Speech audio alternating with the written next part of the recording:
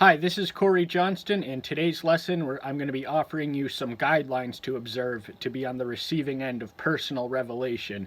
In order to do that, we're going to have to hop around from Bible verse to Bible verse, where in previous lessons we've confined our lessons to one location. In order to teach what you need to know, we're going to have to hop around from the Bible. Now, revelation pertains to items of information containing spiritually significant truths. And there are two infallible means at which we can arrive at undisputable truth. The first is the scientific method, the second is divine revelation. We who walk by faith, not sight, regard the latter to be the truer than the former on account of the limitations of the human senses and the infinite nature of the divine. Now, there exists a qualitative chasm between us and him. He's infinite and omniscient, knows all, whereas we know very little. Yet the gap is closed through the means of revelation. And revelation, he is the exclusive author of it. Now, there is not... everything there is to know cannot be known or is not even meant to be known on this side of mortality, but he does deign to condescend in the positive theological sense of the term. He humbles himself to come down to us in order to equip us with what we need to know. Now, to be clear, there is no uniform pattern or formula for which revelation exists. For example, we can seriously doubt that Saul of Tarsus was asking for or expecting an encounter with the resurrected Messiah when he was en route to Damascus, when he was visited unexpectedly and his dramatic conversion. Yet there are guidelines which, if we do deliberately seek the personal revelation, that we can follow, and that's what and my intention is to outline some of those. And now, to be clear, these are not the only ones, and it's impossible to say all that there is to say in a 15-minute time capsule, but I'm going to do the best I can and tell you the most that you need to know in order to take this lesson and apply it to yourself. Now, the first verse we're going to proceed from is James 1:5-6, and the first foundational fact we need to proceed from is that what we need to know can be known, and it's accessed through faith. And this verse makes clear that wisdom is rooted in faith. As it reads, "If any of you lack wisdom, let him ask of Elohim, who gives to all generously and without reproach, and it shall be given to him. But he should ask in belief, not doubting, for he who doubts is like a wave of the sea, driven and tossed by the wind." So in the 5th verse, we read what we are to ask for, and in the 6th verse, we read how are we to ask for. So we have to have faith that he knows what we need to know and is willing to give it for our purposes. Now, to be clear, as we already mentioned, everything that can be known is not meant to be known, or even are we able to know it. But he does provide us with the revelation we need to be obedient servants and to make disciples, because revelation is always in his will, because there's nothing, even though it's selfish in the sense that you're asking for something which belongs to you, but there's nothing selfish in wisdom, especially for people in leadership positions. It is imperative that they be grounded and rooted in the wisdom to lead, especially when people's fates fall under their jurisdiction. Now, the next verse we're going to turn to is Ecclesiastes 3:11, and it reads, "He has made it all beautiful in its time.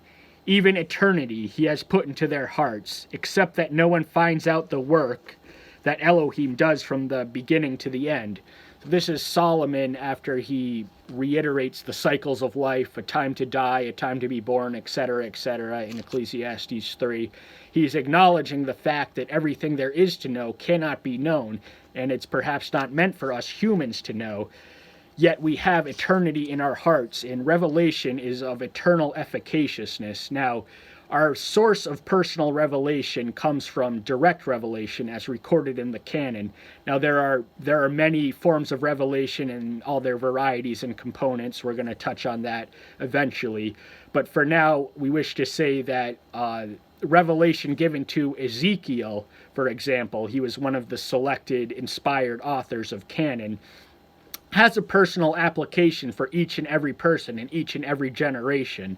So we don't want to divorce ourselves from the historical context in which it was given in order to gain the most of a passage from that randomly selected, inspired author. But we want to know that everything that is written in the Bible is not written to us, but it is very much written for us. So we are to pray, to seek, and if we ask in faith and not doubt, he will reveal what we need to know.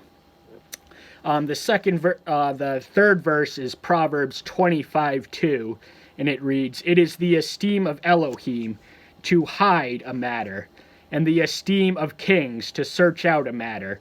Now this begs to question, why would Yahweh conceal anything from anyone? And the fact is that revelation, by its very nature, demands a response, and it entails responsibility. So being on the receiving end of revelation, there is inertia or inaction is not an option. We have to act on the knowledge he provides, and it entails responsibility.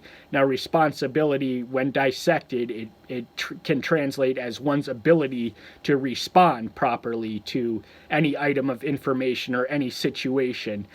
So we have to understand that for these reasons, he understands, remember the qualitative chasm between us and him. Him being omniscient means he's intimately acquainted with our cognitive limitations. So now we can know what we need to know relevant to our state of spiritual maturity, but we have to acknowledge the fact that everything there is to know is perhaps not meant for us to be known, and we have to be content with that and settle for what he does deign to provide, because to reduce it to a cliche, he reveals enough so that we cannot live without faith, but he doesn't hide so much that we cannot have hope.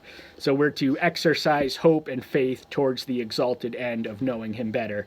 And the next passage comes from Deuteronomy 29:29, which reads, "The hidden belongs to Yahweh, our Elohim, but what is revealed belongs to us and to our children forever, to do all the words of this Torah."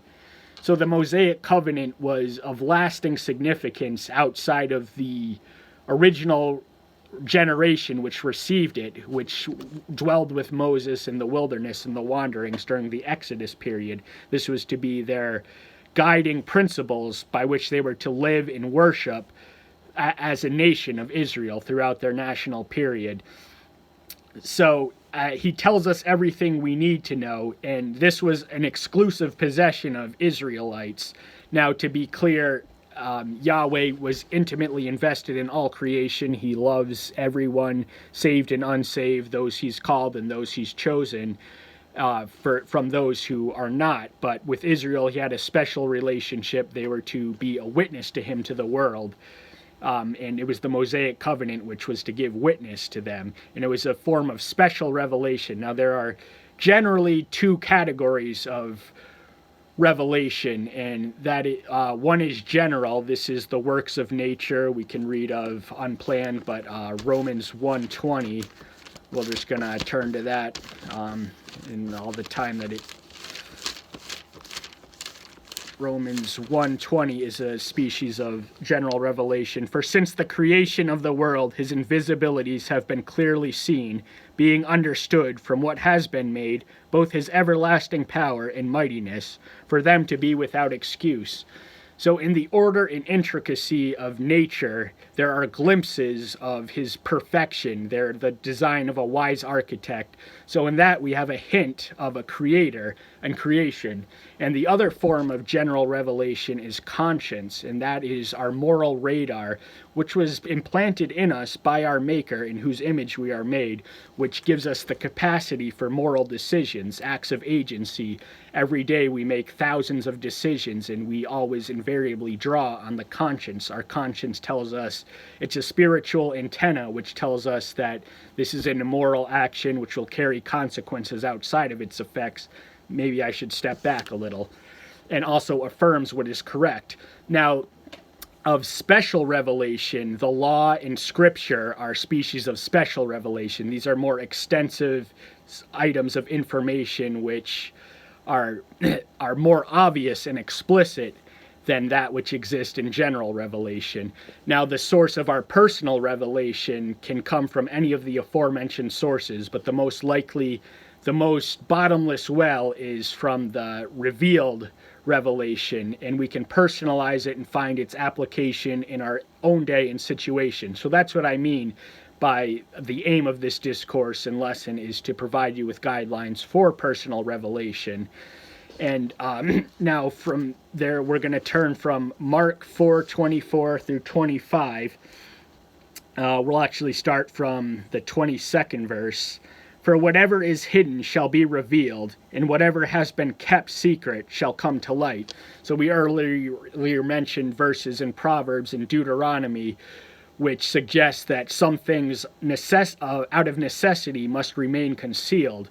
But this says that everything that has been concealed will one day be revealed to us, and that's when we partake in the resurrection and dwell in heaven in eternal fellowship with the omniscient one, who will give us the faculties and capacities to behold all that there is to behold. So everything that we die in ignorance of will be revealed to us in the afterlife. If anyone has ear to hear, let him hear. So this is an imperative injunction, because what he has to say is important. And he said to them, take heed what you hear. With the same measure you use, it shall be measured to you, and more shall be added to you who hear. So the foundation of being on the receiving end of one revelation is that it's never meant to be permanent. Every provision is not supposed to last forever. Every revelation is a form of provision of intellectual information, of spiritually significant truths. And the consequence of attaining a foundation for revelation is more of the same. But there's also a warning. For whoever possesses, to him more shall be given. But whoever does not possess, even what he possesses, shall be taken away from him. So it is impossible to maintain a neutral stance on the revelation continuum. We are either dying or deteriorating, or we are progressing and advancing and growing spiritually into maturity, into greater knowledge and revelation. So if we fail to heed or act on the revelation, we forfeit the prior revelation we have until we are reduced to nothingness. So this is an imperative outline we ignore at our own peril. And the next verse comes from Acts 22:14. And he said, the Elohim of our fathers has appointed you to know his will, and to see the righteous one, and to hear the voice from his mouth.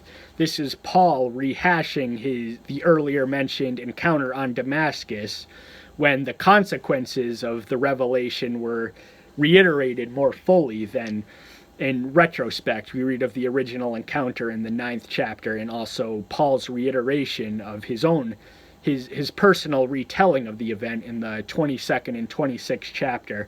So the purpose for which he was to know his will was to hear from his mouth. So what he said was not his own words, they came from another. And to various extents, this is true with all the apostles and prophets and canon. The next verse we're going to read is Ephesians 5:17. So then, do not be foolish, but understand what the will of Yahweh is.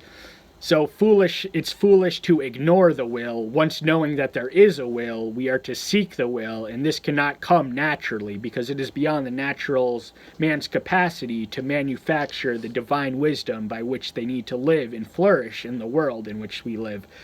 But it is an act of foolishness, once knowing that there is a divine will to behold and grasped and applied and utilized, to ignore it and to follow the carnal man or the natural man.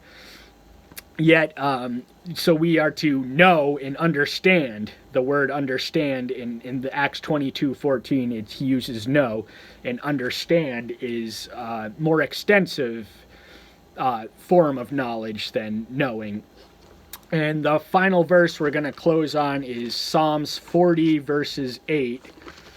And it reads, I have delighted to do your pleasure, O my Elohim, and your Torah is written in my inward parts.